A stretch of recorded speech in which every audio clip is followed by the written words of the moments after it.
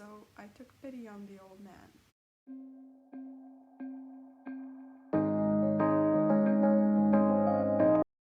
Hey guys, welcome back to my channel. So I didn't post anything for 3 weeks because I had a wisdom teeth removal surgery, and after that for 2 weeks my jaw was swollen and my teeth were really aching, so I was just trying to survive. I even had to go to the dentist additionally because I needed to make sure if everything was alright, because last time I didn't have teeth pain. But now that my face is back to normal, I can go back to making videos. And no more wisdom teeth removal surgery for me. I suspect this video will be a longer one, but that is only fitting after such a break. I haven't yet talked about the books I read in 2021, and I do want to discuss the best books. In total, I read 30 books, but here are the best ones. So you probably know how in the beginning of the year the Bridgerton Show on Netflix got super popular. Like everybody else, I also was obsessed with it, but unlike everybody else, I actually read all of the 8 books in almost 2 months. It gave me a head start to my Goodreads reading challenge, but the rating varied from 3 to 5 stars. However, the only book that I gave 5 stars to was the second book about Anthony Bridgerton, which is actually coming to Netflix in March. I love the wit of the author, and the characters were really interesting. It was great to see Kate and Anthony's relationship develop. Partly why I think that this is the only book that was this good was because both of the protagonists' fears were involved.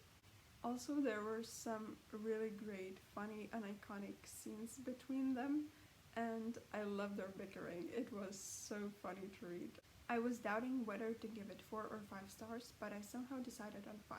I have to say that interactions between Kate and the Bridgerton siblings were the most fascinating to read, and the dialogues were so funny. Though the lack of Eloise and Daphne was a bit minus in the book, but of course it was understandable since it was about Anthony and Kate. The second book that I rated 5 stars was Pride and Prejudice by Jane Austen. I even have this very special edition.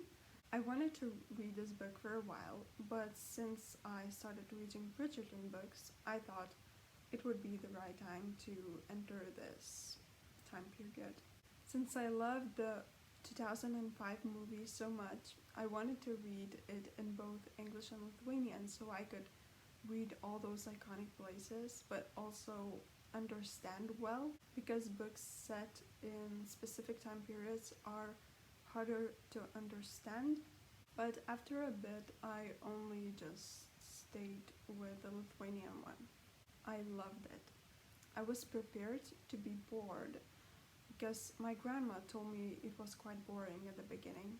Well, because she only read the beginning. But it actually wasn't boring, so that was awesome. The book was okay until Elizabeth refused Darcy's proposal, and from then it got better and better. The last 10 chapters were super exciting, and every interaction between Lizzie and Darcy just almost made me squeal. They are so precious and so right for each other. Now that I think about it, I would actually love to listen to the audiobook if it's good, because it would be just nice to listen to them. It was wonderful to read how the characters changed, and I loved Mr. Bennet and his relationship with Elizabeth. Jane Austen truly wrote an amazing ending, that I can assure you. The next 3 books are a trilogy that I read in April, and it is Shadow and Bone by Leigh Bardugo. Back when I finished it, I actually tried to film a review for it, but it didn't really work out. Initially, 4 years ago, I read Shadow and Bone and a bit of Siege and Storm, but then somehow stopped, and I am very happy I reread from the first book. because there was so much more depth seen this time. The author is a genius, the world of Grisha is amazing, the language incorporations, lands, truly fascinating. Though I do have some problems with the pronunciation, though it's more in the Six of Crows and the Crooked Kingdom. But maybe one day I can incorporate my problems in another video. Darkling is a very strong character, and you really feel bold, like Alina feels, and it's such a powerful writing. The second book was more wicked in a way, I would say. And we also got introduced to one of the most awesome characters, Nikolai.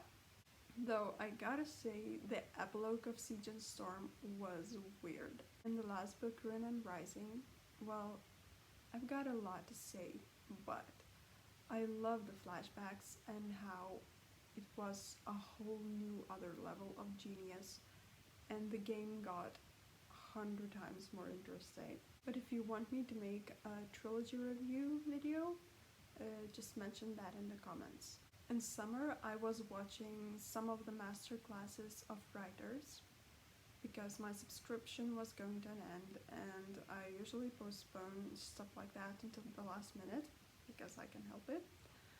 And one of the authors that I watched was Margaret Atwood. I love her. She's incredible, with inspiring, vivid, and powerful personality. She's a masterful writer who works so hard on her books. It's clearly obvious without even reading her books. And while she is an amazing woman, she also tries to bring up the modern problems in her writing and really make it right. So after watching her classes, I really wanted to read something by her.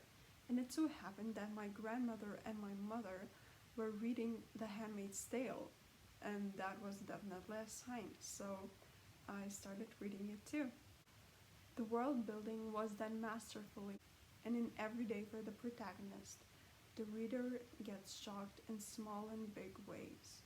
The dystopia is terrifying, but it also makes you think about things that you have and things that you don't, and the meaning of certain things. The author brings up the modern problems as well, showing it in very subtle ways, but it delivers the message so well. To note, the Lithuanian translator did a really great job because this book is clearly a big challenge. The translator has to be really creative, but also take into context the history and just the whole world as it's building up. Besides shocking, making you think, and considering all the bad and good things, it makes the reader feel very grateful for what they have. Well, at least it was for me. The second author from the masterclass that I absolutely adore, and for whom I actually pay that much money, it's Neil Gaiman. He's the only author that I can bravely call a genius, fully meaning that. Neverwhere was the second book of his that I read. The story is so unpredictable, and all the plot twists are so good, or what you think are plot twists when you're reading that book. Neil Gaiman is someone out of this world. The story is so fascinating and it has many layers.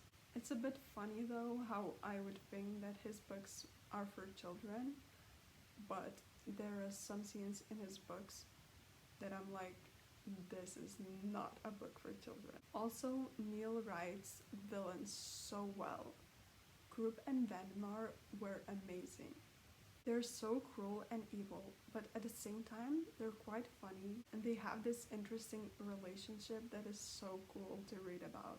Not directly related to the book, but still an important thing about Neil Gaiman that I love is his voice. When he reads or talks, it's just so pleasant to listen to.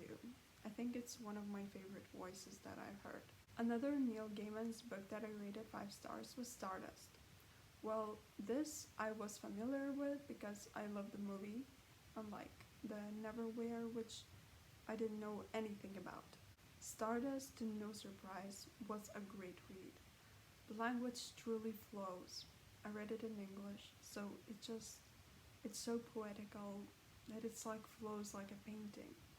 It was so fun to see the characters from the movies again, and I know when it's on TV, I'll be watching it. I don't often borrow books from the library because I like to have them, but when I was staying in a sea town, I decided to read the Witcher books.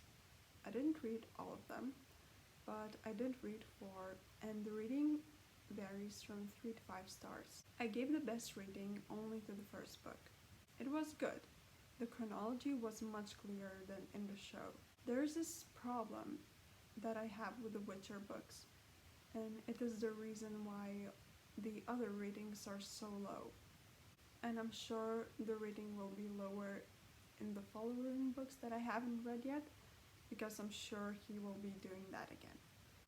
Sapkowski's writing has that bullshit realism where women are getting raped and the misogyny is oh so real. When I think that young boys read that stuff and think it's normal, just fills me honestly with fear. And it's so disgusting that people are not even talking about it. I'm not going to get heavy on it, but it's actually, reading that as a woman is scary, and it's nothing good. It's just really hurtful to read this kind of stuff, and it makes me so angry because women are used like some tools, plot devices to just get raped so the man can, I don't know, save or be the rapist. Is just, I can't even talk with a straight face about this because it's so disgusting. It's so disgusting of them to do it. Such authors like Sapkowski magically forget the other realism that was in the Middle Ages. It's even like these authors enjoy writing women's suffering, women getting raped, women being discriminated. Interesting. But anyway, as I said on my Goodreads review, I wanted to give it 4.5 stars, but I can't, so I took pity on the old man. But writing was very good, world building too, and I liked the characters. When I watched the second season, I had a much clearer view of it all, and I'm really applauding the Lithuanian translator for such a beautiful and creative language. In autumn, I read Carve the Mark by Veronica Roth, because I've had it for a while already, but I didn't like it as much as I thought I would. For those who don't remember, Veronica Roth is the author of the Divergent series. However, the sequel was what actually made it all worth it. It was the Fates Divide that earned 5 stars, so much better than the first book. And it's like in the second book, all characters came into shape and were evolving, though sometimes perhaps it was a bit too obviously stated. I loved Syra and Sissy the most. The plot twists were good, and even the later plot twists make it more interesting. I loved how Rizek changed, and Issy's and Sissy's relationship is just the loveliest. I'm very happy I read it in Lithuanian though, because it definitely seemed a more fitting language for the story than English. No spoilers, but the eye scene freaked me out. And finally, the last book that I gave 5 stars, and that was the best book in 2021 and one of the best books I read in my whole life. We Were Liars by E. Lockhart. I started it in 2017, but I'm so glad I read it now. This book broke me in 100 different ways. It was like bleeding life poetry. It was about so many things, and yet at the same time about so few things, but those few very important. I cried that much while reading a book only once before in my life, and it was a reread of Harry Potter and the Order of the Phoenix. I wasn't just quietly crying, I was fully sobbing. Oh my god, I was a mess, honestly. And the whole atmosphere, I felt it. That is very good writing. I know I will be rereading it again because it's just that good. And I will make a review for it. So that is it. Thank you for watching this video. Please give a like if you liked it, and subscribe for more videos on books and writing in the future. Let me know if you have read these books, and how many books have you read in 2021 that you rated 5 stars. Or maybe you want to share some exceptionally great books. Feel free to do so in the comments. I hope the beginning of the year for you is going great, and let's keep chasing fictional souls. Bye!